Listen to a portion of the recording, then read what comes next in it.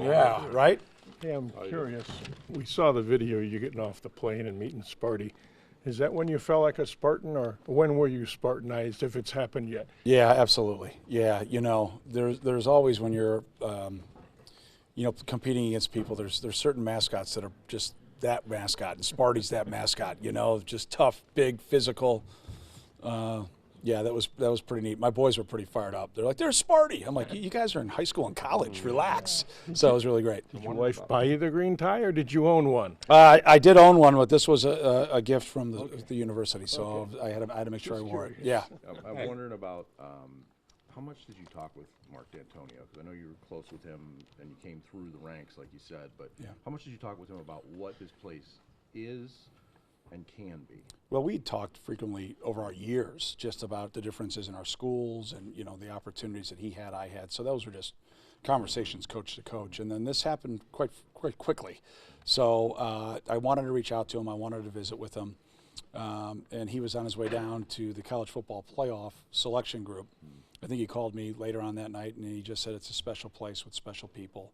And you're going to absolutely love it, and that he and Becky were here to help Stacy and I with whatever we needed. So not a surprise. Continue with that. I mean, having Mark on the playoff committee and having Jay on the transition committee to all that, does that, as a football coach, does having that leadership in position of national prominence help? Yeah, absolutely. And if you go back, I was the president of the American Football Coaches Association after being the liaison from the Big Ten for a number of years, taking over after Coach Tressel retired. So that was a great honor for me. And absolutely, I think being a part of not only those committees, but being able to shape potentially some change, and then being on the front end of when change may happen or what's being discussed that doesn't happen, can also be a way that you could find some semblance of a little bit of an advantage. What are the conversations you're having with recruits now? That it's not your class, like in terms of like making it your class and evaluating those kids and making them feel like this is where they still want to be.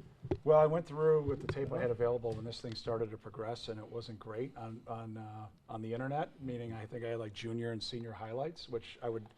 If this was a normal case, I don't offer on the appetizer. I don't want to have the steak and as you guys can see, I'm a sweater, so I'm an eater.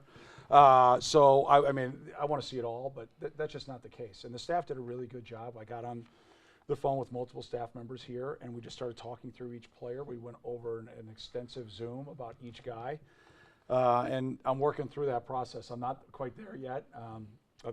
I'm not making an excuse that I've been too busy. I've just been kind of I don't know if I've stopped yet since I've landed. So going to keep trying to reach out to a few guys. We're going to try to add some pieces, and then, see how this room, changes after, the portal opens.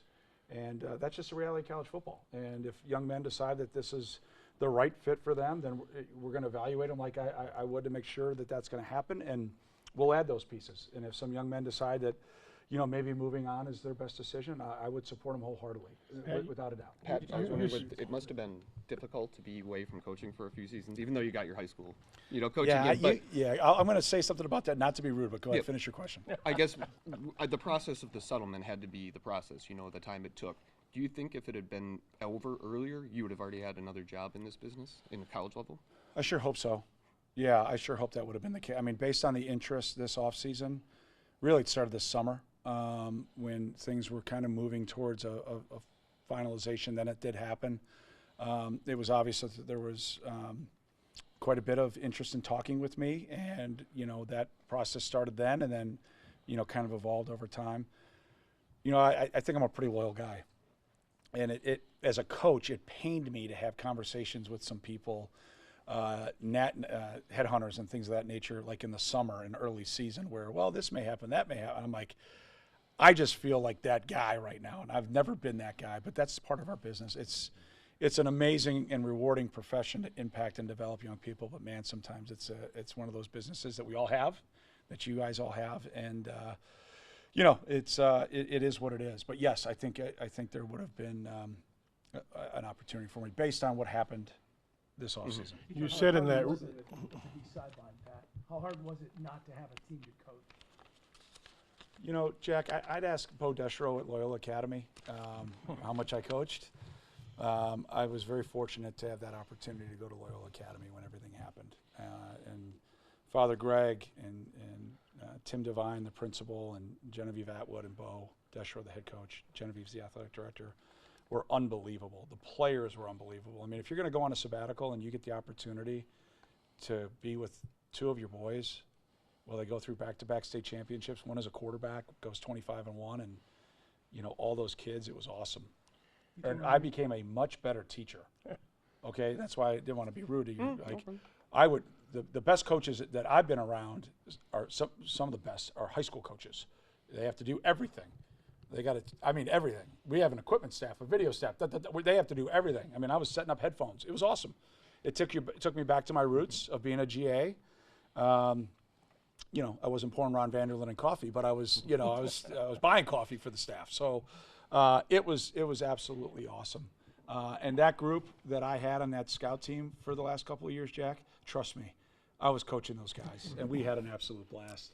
You said in that, Like the last 3 years on Saturday afternoons, watching Big Ten games, and are we going to see Sparty in a neck roll? Hard initially, really hard initially. Again, you guys have covered me for a while. I love and adore my players, and I love and adore their families. And to get that ripped away from me was that knocked me down. That rocked me to the core. And it's like any time, like I cut my hand the other day, and now it's kind of healing, and eventually there'll probably be a little bit of a scar. You know, that process of grieving for us as a family, I wouldn't have been able to do it without Stacy, Jack, Ryan, and Brendan, my entire family, my sisters. Unfortunately, we lost my dad throughout the process. That if you covered me, you saw that he was on our sideline, typically. So there was a lot, but what it taught me is perseverance. And I told the guys this morning, you're going to hear me say this a lot. Life's 10% what happens to you, 90% what you do about it. I didn't make that phrase up, but I think I'm a great description and embody exactly what that's all about because of our family. And so, as I look forward as we move forward with our guys, we're going to face adversity. That's a given.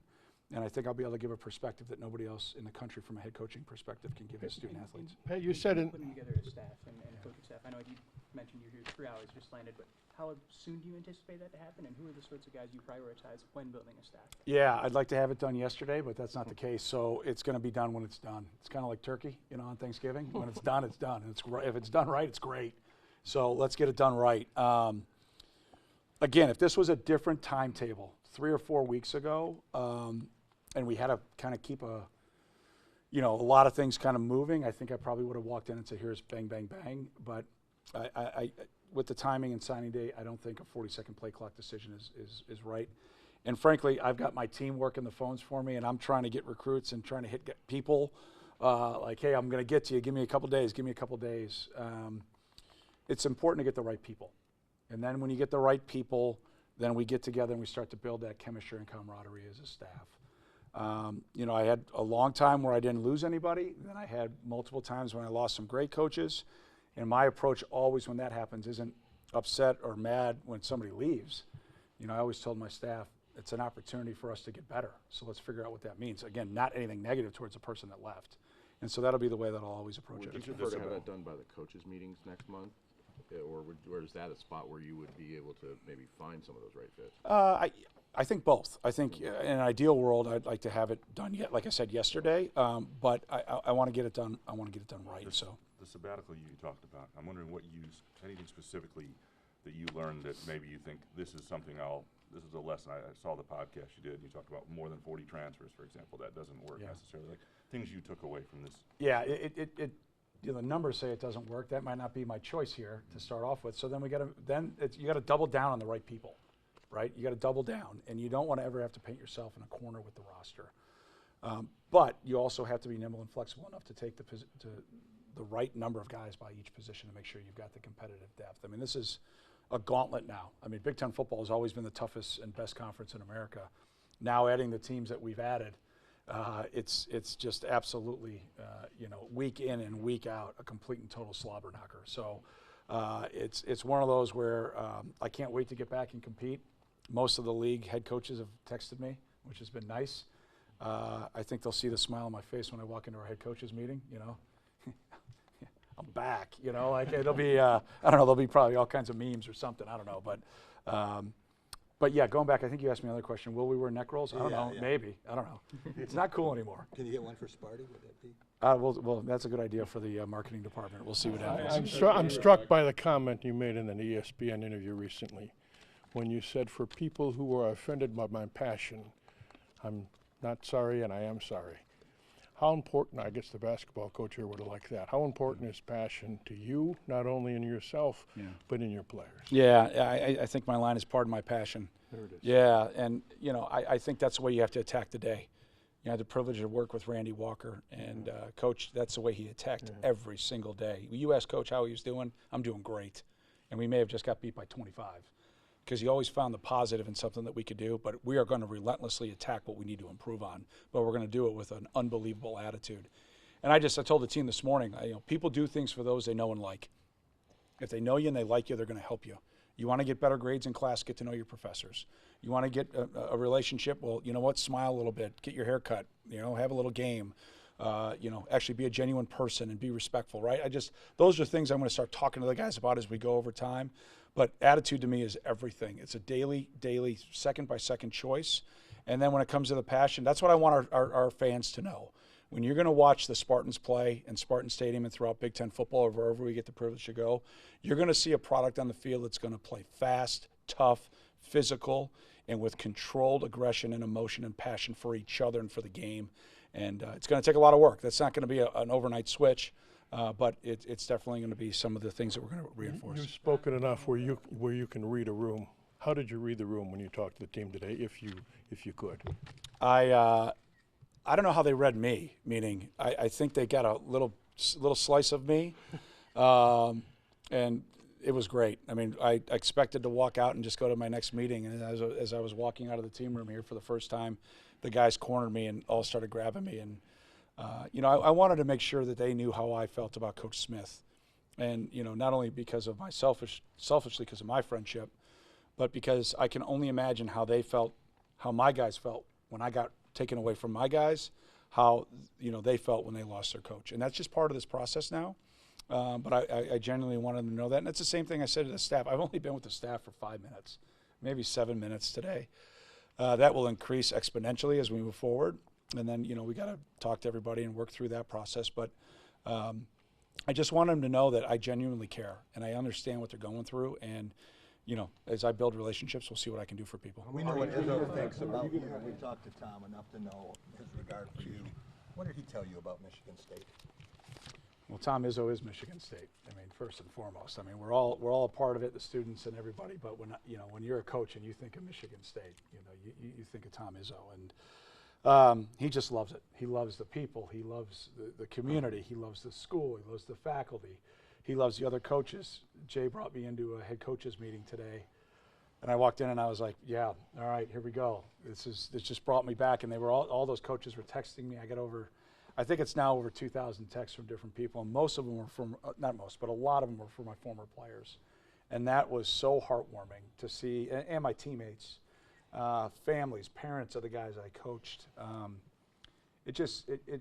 It warms your heart, after what we've been through as a family, to get the outpouring of support. Now listen, we haven't done anything, and so I understand what the fan base wants. They want a tough physical team that represents this university the right way with great integrity and wins football games and makes everybody proud. And, obviously we know who our rival is, and our guys will know who our rival is every single day, but our focus will be on us. We've got to get better. We've got to improve. We've got to get stronger. And then everything else, I'll be able to talk to you specifically once I start working here. Are you talking at halftime today? I don't know if it's halftime, but I think at some point in the game I am. Are you going to have a GM? We're going to work through all that stuff, yeah. Could you reflect on just, taking this job compared to the job when you took 20 years ago amidst tragedy with your coach, and just what are the differences when you took the job then and when you took the job now? Yeah, Stacy and I were kind of reflecting on that a little bit. Yes, I think it was last night. I like pepperoni pizza.